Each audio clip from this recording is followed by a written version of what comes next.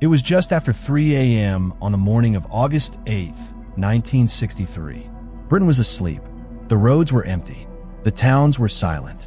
Deep in the English countryside, a Royal Mail train was cutting through the darkness at full speed. It had already traveled hundreds of miles from Glasgow, and it was racing toward London, just as it did every night. Inside the train, everything felt routine. Postal workers sorted letters and parcels under dim yellow lights. Bags of mail were stacked neatly. To them, this was just another shift. Nothing felt unusual. But hidden inside one carriage were bags filled with cash. Not coins, not checks, but real banknotes. So much money that even today, it would be worth tens of millions. And someone else knew it. Ahead on the track, a single red signal light suddenly appeared in the darkness. For the train's driver, Jack Mills, this made no sense. That signal was never red. Not at this time. Not at this place. Still, Jack did what he had been trained to do for decades. He pulled the brake. The massive train screamed, slowed, and finally stopped, alone in the dark countryside. For a few seconds, there was complete silence. Then, without warning, men emerged from the shadows. Within minutes, the train was hijacked. The driver was attacked. And one of the greatest robberies in history was set into motion without firing a single bullet. This was not a movie. This was not fiction. This was the great train robbery. But here's the real question. Backhand index pointing right, how did ordinary criminals stop a government train, steal millions, and almost disappear forever? And even more disturbing, backhand index pointing right, who inside the system helped them? And why was that person never found? Welcome to Unveiled Mysteries. Tonight, you are about to hear a story of perfect planning, shocking mistakes, and a secret betrayal that still has no name. Before we continue, ask yourself this. If you were the train driver and saw that red light, would you have stopped? The Royal Mail train traveling from Glasgow to London was not an ordinary passenger train. It was a moving post office. Every night, it carried thousands of letters and parcels across Britain without stopping at stations. As the train passed through cities and towns, mailbags were collected and dropped off while the train was still moving. Postal workers used nets to catch hanging bags, and other bags were thrown off at the correct stations, all without stopping. This system saved time. It also made the train incredibly important to the country. But hidden inside this system was a weak point, a special carriage known as the High Value Packages Carriage, or HVP. This carriage was used to transport cash sent through money orders. On most days, it carried around 300,000 pounds, already a huge amount in the 1960s. But sometimes it carried much more, and someone on the inside knew exactly when that would happen. Speech balloon, quick question. Did you expect government cash to be moved this way, without armed guards? Months before that quiet August night, something unusual happened in London. A small group of criminals began talking about a job that sounded impossible. They were not beginners. These men were experienced thieves. They had robbed banks, warehouses, and armored vans. But this idea was different, bigger, riskier. At the center of this plan was a man named Bruce Reynolds. Reynolds was not loud. He was not reckless. He was calm, patient, and intelligent.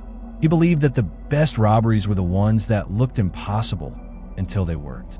But even Reynolds knew one thing. You cannot rob a government train without inside information. And that information came from a man who has never been identified. Somewhere inside Royal Mail, a senior security officer quietly passed on secrets.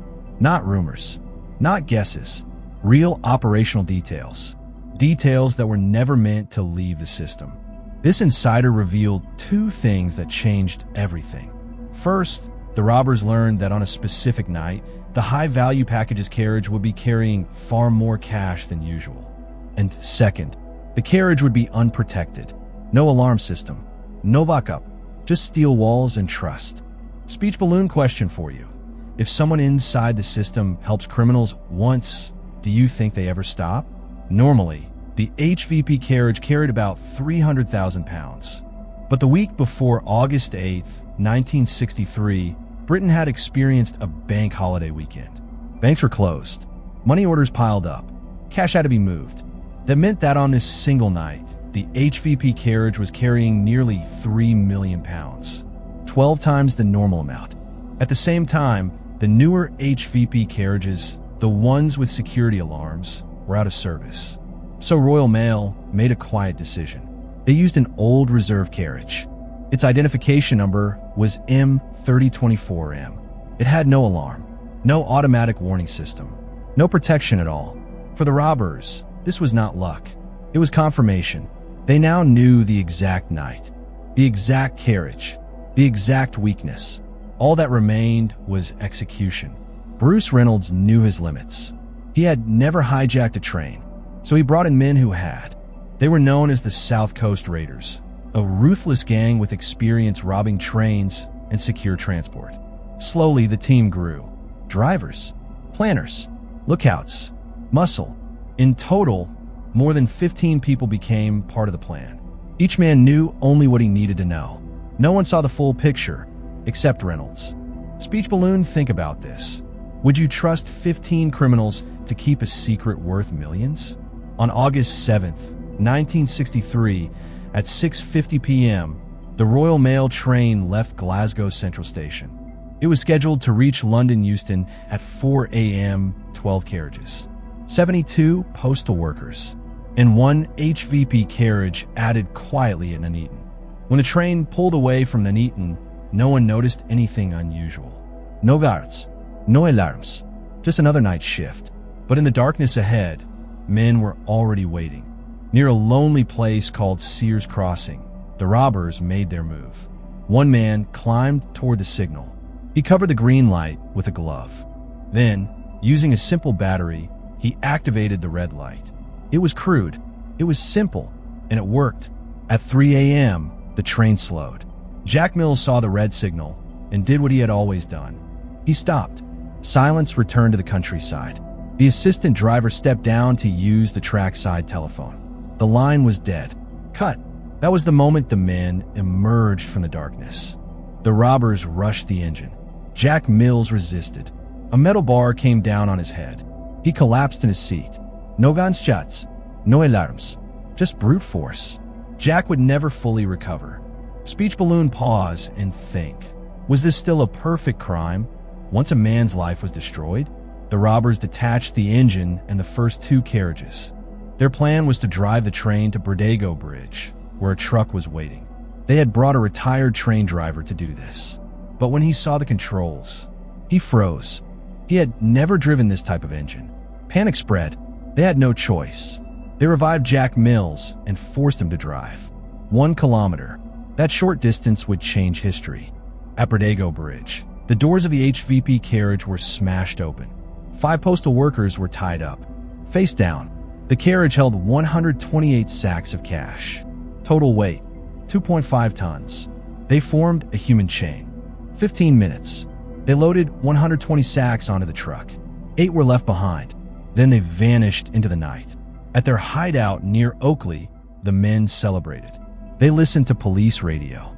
They played Monopoly using real money. And that game would betray them. Fingerprints remained.